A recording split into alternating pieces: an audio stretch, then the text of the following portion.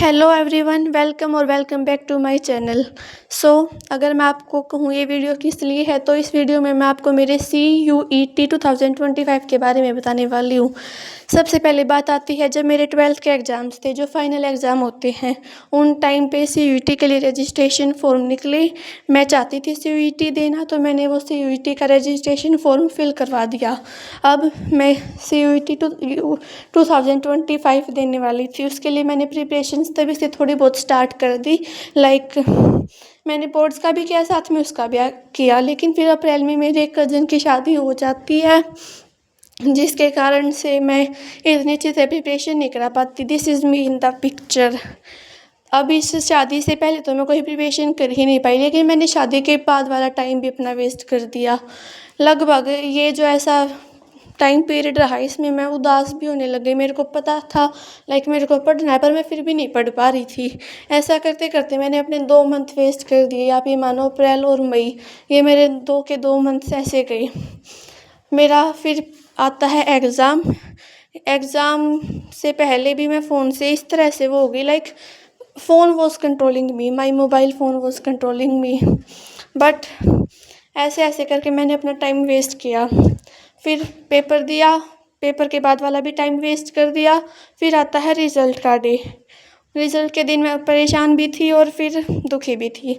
Result वाले दिन क्या आता है, लो भाई, मेरा एडमिशन हो गया इंद्रप्रस्थ कॉलेज फॉर वुमेन, और मेरे को हिंदी ऑनर्स से मिल गया, जो कि मेरी चॉइस भी ठीक थी। यूनिवर्सिटी यानी प्रिंसिपल की तरफ से एप्लीकेशन आ गया, अप्रूव्ड। खुश थी अपने फर्स्ट अटैम्प्ट के लिए, ठीक था ये। बट फिर अंदर से परेशान थी, क्योंकि मेरे को तो हिंदी ऑनर्स पढ़ना ही नहीं। I did not want to study. मेरी प्रेफरेंस लिस्ट गलत होने के कारण मैं नहीं जानती कैसे ये बीच में हिंदी ऑनर्स आ गया। फिर मैंने सोचा सेकंड लिस्ट के लिए अप्लाई करते हैं। तो फिर मैंने सेकंड लिस्ट का सोचा, तो मैंने सेकंड लिस्ट के लिए भर दिया, फ़ीस वगैरह पेमेंट करके। दूसरी बार हंसराज कॉलेज भी honours Hindi. Shoot, Hansraj college मिल जाए फिर तो क्या ही। वहाँ से भी एप्लीकेशन अप्रूव्ड आ गया। बट मैं अब भी फिर से परेशान थी, उदास थी कि अब मैं हंसराज में लूँ या ना लूँ, क्योंकि हिंदी ऑनर्स तो मेरे को सच में नहीं पढ़ना था। मेरा कॉन्फिडेंस लूज़ हो रहा था, मेरे को एंजाइटी हो रही थी, मैं क्या करूँ, पर मैंने नहीं लिया। फिर मैंने सोचा आगे क्या करें। ऐसा करते करते टाइम चला गया। मैंने सोचा था कि मैं थर्ड लिस्ट के लिए भी अप्लाई कर दूँ, लेकिन टाइम निकलने की वजह से ना मेरे को ये पता चल पाया कि थर्ड की डेट कब चली गई। अब थर्ड लिस्ट के लिए मैं नहीं कर सकती अप्लाई, तो व्हाट नाउ। वेल, इसमें मेरी भी इतनी गलती नहीं है। मैंने कर दिया ये time waste. I don't know how, but मेरे को नहीं पता चला कि उसकी लास्ट डेट कब थी। अब मैं फिर से वही, क्या करूँ भाई।